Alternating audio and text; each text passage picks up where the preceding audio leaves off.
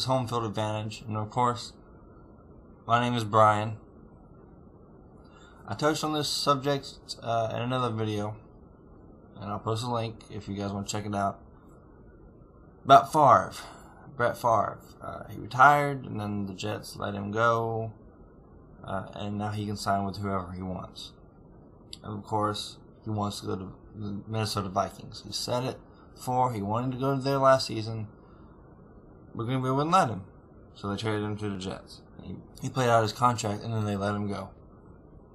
Well, a couple days ago, the talk started up again, and today Brad Childress and Brad Favre were supposedly supposed to meet either today or tomorrow, I believe. Obviously, it's going to happen. Just the fact that Brad Favre has shown interest, and the Minnesota Vikings definitely are going to show interest, it's going to happen. A lot of people say, "Oh, we're sick of Brad Favre. He's selling his body for money. He's doing this and that." You know, he doesn't need the money. He definitely doesn't have anything else to prove, really. I've seen a lot of articles, and someone made a point. Brad Favre wants revenge on the Green Bay Packers. He wants to play them twice a year and slaughter them. He wants to slaughter that Green Bay defense. And he can do it. The thing is, he can do it. They have Bernard Berrien, they have Adrian Peterson, and now they have Percy Harvin. Those are three things that he didn't have at the Jets. Laveranues Coles was, he's going downhill. He's a decent wide receiver, but he's going downhill. His best days are behind him. Jericho Cotchery, he's still working his way up to being that #1 wide receiver. And they had Thomas Jones. When's the last time Thomas Jones had a decent season? It definitely wasn't last season. But they have Adrian Peterson to take care of that. So Favre's not going to be throwing as much, so he's not going to be throwing as many interceptions. So when they go into Lambeau Field, or Green Bay comes into Minnesota, it's going to slaughter them. That defense is going to be done. Another thing that the Jets didn't have was defense. It's another reason Brett Favre was struggling. He needed a defense to keep the points down, so he wasn't having to come back late in games. Minnesota has one of the best defenses in the league. It's that simple. Truth be told, I'll probably never get tired of watching Brett Favre play. I've been watching him since I was a little kid, all the way up to this point, and I love watching him play. He's one of the 3 quarterbacks I will actually sit down on the couch and watch a game just to watch him play. Not to watch the team, no, not to watch the Green Bay Packers, not to watch the New York Jets, but to watch Brett Favre play. There are very few players that I would do that for, and Brett Favre is one of them. But I think this is good. A lot of times, revenge breeds success. So if Brett Favre goes to Minnesota, he's going to have that success. Like I said, he's going to tear apart that weak Green Bay defense. Yes, they've had some improvements in the last couple of years, but he's going to tear it apart. And he deserves to. He deserves to have revenge on that team. That team screwed him over. Everyone was talking about, oh, Jay Cutler, Denver Broncos, oh, that was such a mess. Denver screwed him over. That's nothing compared to what Green Bay did. Green Bay took their franchise quarterback, who won them a Super Bowl, who led them to countless winning seasons, led them to 2 Super Bowls, led them to the playoffs. Brett Favre was the reason for all of their success. But all of a sudden, Brett Favre goes down in one game. One game. He goes down in one game against Dallas.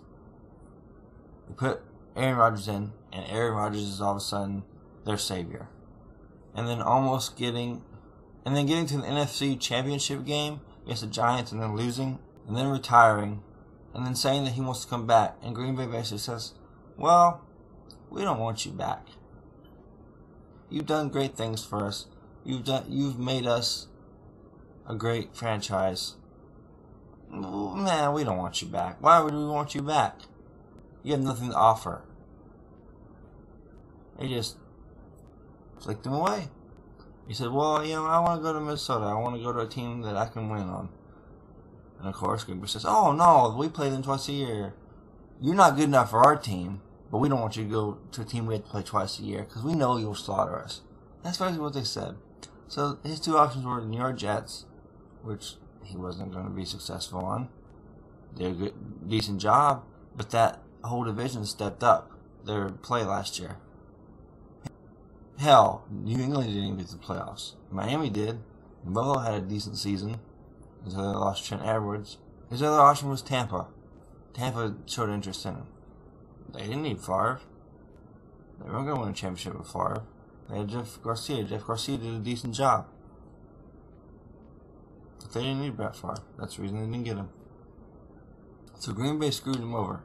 They threw him under the bus. He deserves his revenge. And I hope he gets it. I hope they blow out Green Bay next year. And it's no disrespect to the Green Bay Packers, the players. You know, when all this happened, Aaron Rodgers stood back, let it go. You know, he showed the greatest poise in the world. Instead of, holding some kind of press conference and be like, Green Bay Packers fans, enough about Favre. I'm your franchise quarterback now. Get over it. Let's play some football. He didn't say a word. He understood what Brett Favre meant to the fans, what he meant to the organization. So he understood it. I mean, he'd been a backup for that many years, and you got to watch him. He understands what Brett Favre meant to the Green Bay Packers fans.